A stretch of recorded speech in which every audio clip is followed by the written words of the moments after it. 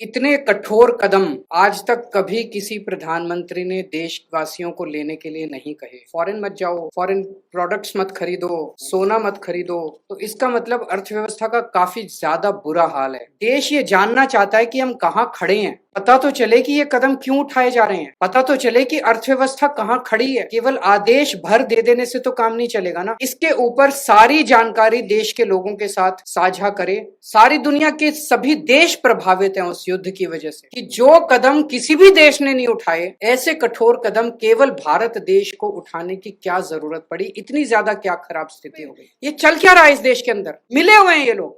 सबसे पहले अगर कुर्बानी देनी चाहिए थी तो देश की सरकार को कुर्बानी देनी चाहिए। देश की सरकार अपने खर्चों के ऊपर अपनी की सरकार सबसे पहले कटौती करती। देश की सरकार ने कोई कटौती नहीं की। इसका सारा बोझ मिडिल क्लास पे क्यों डाला जा रहा है। अडानी जी कुर्बानी नहीं करेंगे, मंत्री कुर्बानी नहीं करेंगे, अफसर कुर्बानी नहीं करेंगे, मोदी जी कुर्बानी नहीं करेंगे। देश तो सबका 140 करोड़ लोगों का है, चुन के केवल मिडिल क्लास। इसका मतलब बहुत बड़े स्तर के ऊपर कुछ ना कुछ तो कल्यूजन है, मिली भगत है। देश बेहद आर्थिक संकट से गुजर रहा है और इस वजह से उन्होंने देश के एक लोगों को अपील की है ये 7 स्टेप उठाने के लिए, ये 7 कदम उठाने के लिए। एक तो ये कि वर्क फ्रॉम होम करो, सोना खरीदना बंद करो, कम से कम सोना खरीदो। तीसरा, तेल की बचत करो, पेट्रोल डीजल की, पब्लिक ट्रांसपोर्ट इस्तेमाल करो।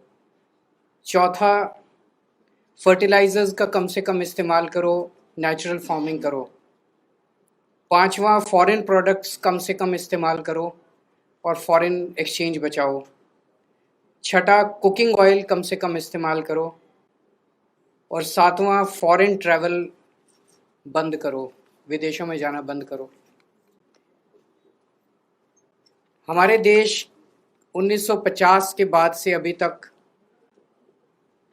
ऐसे कई समय आए जब देश अलग अलग संकटों से गुजरा। कभी अलग अलग देशों से युद्ध हुआ, चीन से, पाकिस्तान से, आर्थिक मंदी से भी गुजरा। लेकिन इतने कठोर कदम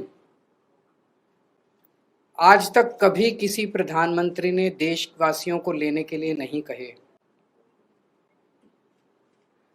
मुझे याद है लाल बहादुर शास्त्री जी ने भी देश के लोगों से अपील की थी। इंदिरा गांधी जी ने भी एक समय सोना ना खरीदने की अपील की थी। अलग अलग अपीलें की थी अलग अलग प्रधान। इतनी कठोर अपील, इतनी सारी 7 इतने बड़े कदम आज तक कभी किसी ने नहीं लिए। पूरा देश इस वक्त सदमे में है। तो मेरी 3 गुजारिश है प्रधानमंत्री जी से।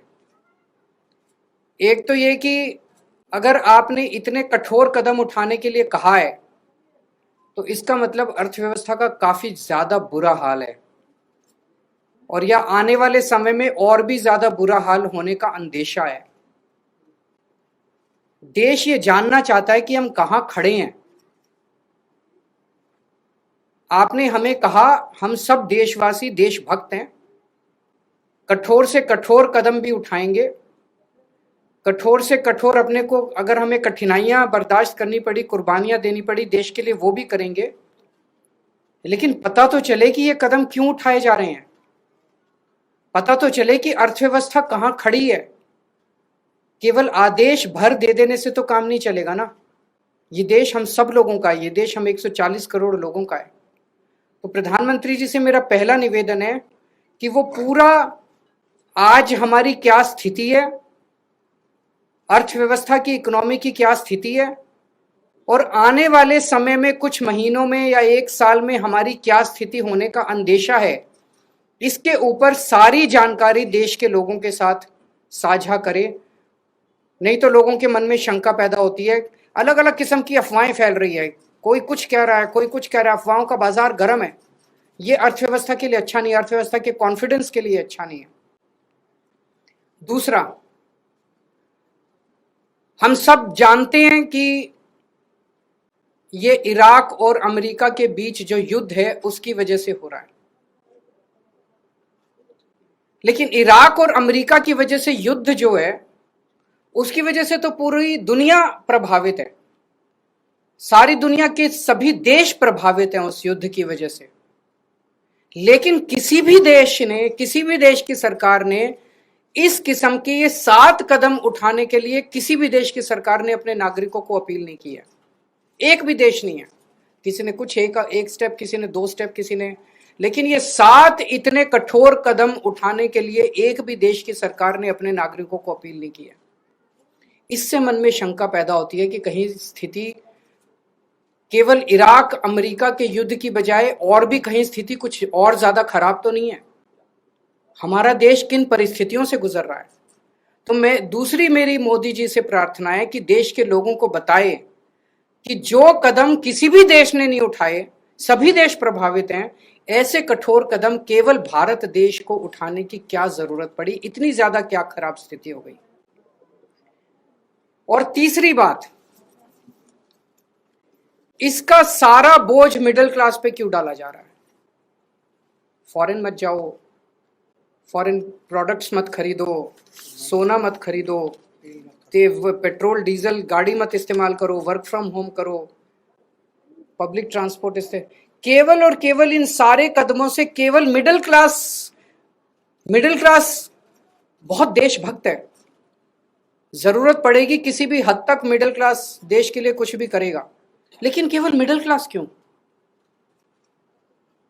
सबसे पहले अगर कुर्बानी देनी चाहिए थी तो देश की सरकार को कुर्बानी देनी चाहिए थी।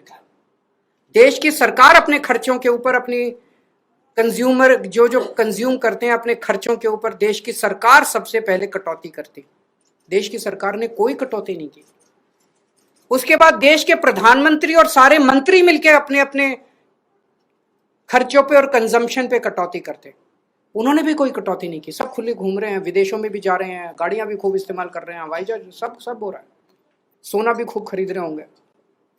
उसके बाद अगर बनता था तो अफसरों से उम्मीद की जाती कि अफसरशाही जो है वो कुछ कुर्बानी करेगी। उसके बाद उम्मीद थी देश के अल्ट्रा रिच, जिनमें मोदी जी के कुछ दोस्त हैं, उनसे भी एक अपील करते मोदी जी की अडानी जी भी कुछ कुर्बानी करें, और जो देश के अल्ट्रा अरबपति हैं वो भी कुछ करो। उनसे भी कोई अपील नहीं की गई। केवल और केवल देश की मिडिल क्लास से ये अपील की गई। इस बात का दुख होता है। मैंने पिछले 2 दिन में कई लोगों से बातचीत की, उन्होंने कहा हम करेंगे देश के लिए कुर्बानी, लेकिन केवल हम क्यों।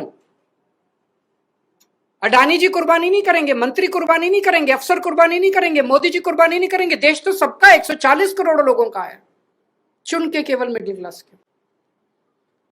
तो हम सब लोग तैयार हैं, जो भी देश के लिए करने की जरूरत है हम सब तैयार हैं, लेकिन चुन के मिडिल क्लास को टारगेट ना किया जाए और देश के साथ सारी इंफॉर्मेशन साझा की जाए।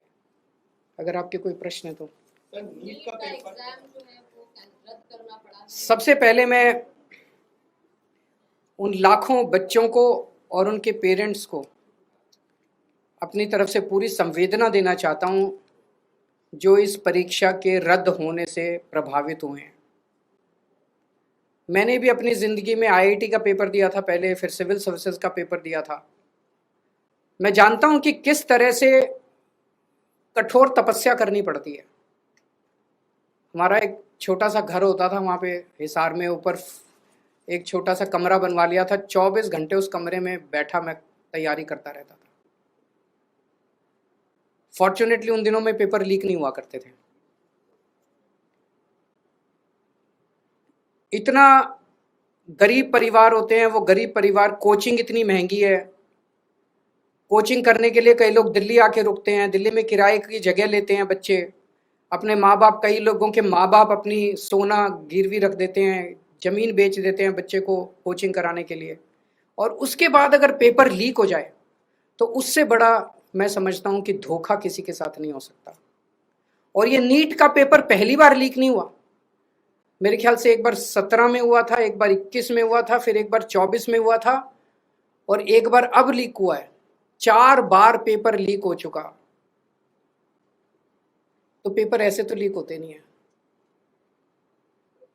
इसका मतलब बहुत बड़े स्तर के ऊपर कुछ ना कुछ तो कल्यूजन है, मिली भगत है, पॉलिटिकल पेट्रोनेज है। मैं ये जानना चाहता हूं जिन्होंने 2017 का पेपर लीक किया था वो आज कहां हैं? उनको सजा मिली? जिन्होंने 2021 का पेपर लीक किया था उनको सजा मिली? जिन्होंने 2024 का पेपर लीक किया सबकी बेल हो गई, सारे बाहर हैं, सबको कह दिया गया अब अगले पेपर के लीक करने की तैयारी करो, और वो कर रहे हैं। पेपर लीक पे लीक पे ये चल क्या रहा है इस देश के अंदर। और मैं पूरी जिम्मेदारी के साथ कहता हूं, सरकार चलाना कोई आसान काम नहीं है, सरकार चलाना बहुत मुश्किल काम है।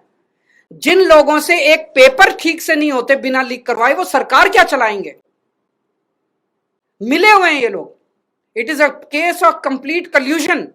लाखों करोड़ों बच्चों के भविष्य के साथ खिलवाड़ किया जा रहा है। उन सब बच्चों के साथ मेरी संवेदनाएं हैं, और मैं उन सब बच्चों को बोलना चाहता हूं कि सड़कों के ऊपर उतरना पड़ेगा। यह सरकार केवल और केवल जन आंदोलन की भाषा समझती है, और केजरीवाल आप लोगों के साथ है। Thank you. नेशनल दस्तक की आपसे गुजारिश है कि अगर इसको बचाना चाहते हैं तो नेशनल दस्तक को सब्सक्राइब करने के लिए रेड कलर के सब्सक्राइब बटन को दबाएं, फिर बेल आइकन की घंटी दबाएं। नेशनल दस्तक को बचाने के लिए बहुत जरूरी है कि हर खबर को शेयर करें, लाइक करें, कमेंट जरूर करें।